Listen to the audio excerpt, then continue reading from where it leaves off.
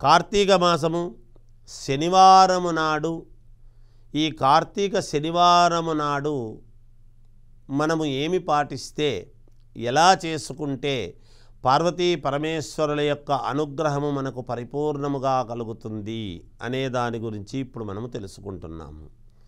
కార్తీక మాసము నెలంతా కూడా యోగవంతమైనటువంటిది.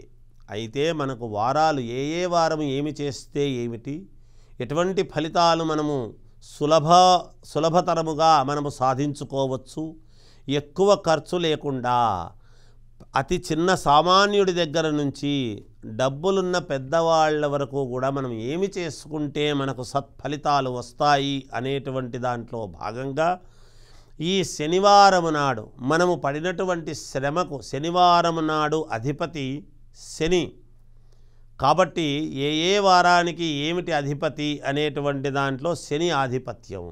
శనైశ్వరుడి యొక్క అనుగ్రహము మనకు పరిపూర్ణముగా కలగాలి అంటే, మనకు చేసినటువంటి కష్టానికి సత్ఫలితము రావాలి అంటే, విపరీతమైనటువంటి శారీరకమైనటువంటి కష్టము లేకుండా అతి సునాయాసముగా ఒకసారి పోంగానే మన పని నెరవేరాలి అంటే, దేహపీడాకారకుడైనటువంటి శని మనకు నరాల యొక్క బలహీనత కానీ లేదా లేజీతనము కానీ, తర్వాత ఎప్పుడో పోదాములే చేద్దాములే అనేటువంటి ఇది లేకుండా ఏలినాటి శని ఉండేటువంటి వాళ్లకు కానీ, శని మహాదశ నడుస్తూ ఉండేటువంటి వాళ్ళు కానీ, అర్ధాష్టమ శని అనేటువంటిది ఉండేటువంటి వాళ్లకు కానీ, ఈ మాసములో ఈ శనివారము నాడు చేసుకునేటువంటి విధానములో శనైశ్వరుడు మనకు ఎంతో యోగాన్ని, ఇంకొకటి మనము చేసుకునేటువంటి పని ఏది విచ్ఛిన్నము కాకుండా సఫలీకృతం అనేటువంటిది కావాలి అనేటువంటి కోరికలతో ఏది తలపెట్టినా మనకు విజయము కలగాలి. శనైశ్వరుడి యొక్క ప్రభావము తగ్గి ఆయన యొక్క అనుకూలత పెరగాలి అనుకుంటే, పరమేశ్వరుడంతటి వాడు చెట్టు తొర్రలో దాక్కునేటువంటి పరిస్థితి చేసినటువంటి శని, అటువంటికి శనికి ఆధిపత్యమైనటువంటి రోజు ఈ శనివారం. ఈ కార్తీక మాసములో పార్వతీ పరమేశ్వరుల యొక్క అనుగ్రహము మనకు పరిపూర్ణముగా మేలు జరగాలి. మనము ఏమి చేస్తే, మనము పాటిస్తే మనకు శనైశ్వరుడి యొక్క అనుగ్రహము కలుగుతుంది. సాధారణముగా నవగ్రహాలకు తిరగటము, శనైశ్వరుడికి తైలాభిషేకము చేసుకోవటము, ఇంకా శనైశ్వరుడికి అనేక రకాలుగా పూజలు చేసుకోవటం అనేటువంటిది సర్వసాధారణం. కానీ ఈ మాసము ఎటువంటి మాసము? పరమ పుణ్యప్రదమైనటువంటి మాసము కార్తీక మాసము. మరి కార్తీక మాసములో రోజు కార్తీక మాసము నెలపొడవునా అభిషేకాలు చేసుకుంటాం పరమేశ్వరుడికి, సహజమే.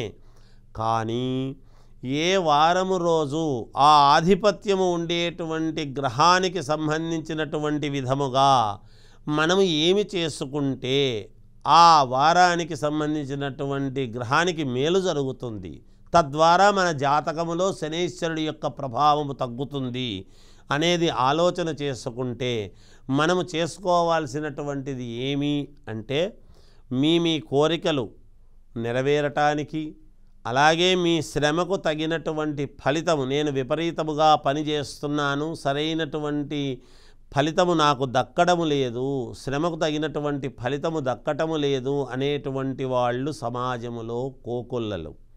కనుక మీ శారీరకమైనటువంటి శ్రమకు తగినటువంటి ఫలితము, రోగ రుగ్మతలు పోవటానికి అనుకూలము ఏర్పడాలి అంటే, మంచి భవిష్యత్తు రావాలి అంటే, ఏలినాటి శని ప్రభావము, అర్ధాష్టమ శని యొక్క ఇది పోవాలి అంటే, పైగా శనేశ్వరుడి యొక్క స్థానములో రాహువు ఉండేటువంటి దాని వలన రాహువు యొక్క ఇది కూడా దోషము పోవటానికి అనుకూలవంతముగా మీరు చేసుకోవాల్సినటువంటిది ఏమిటి అంటే, మామూలుగా మీరు శివాలయములో ఒక దీపము అనేటువంటిది వెలిగించే విధానములో ఎలా ఉండాలి అంటే, నువ్వుల నూనెతో దీపారాధన అనేటువంటిది చెయ్యండి.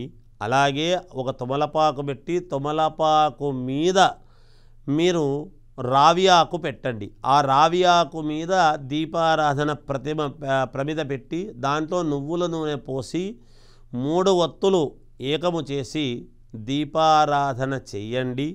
అలా చేసిన తర్వాత ఒక నీలము రంగు పువ్వు దీపారాధన దగ్గర పెట్టండి.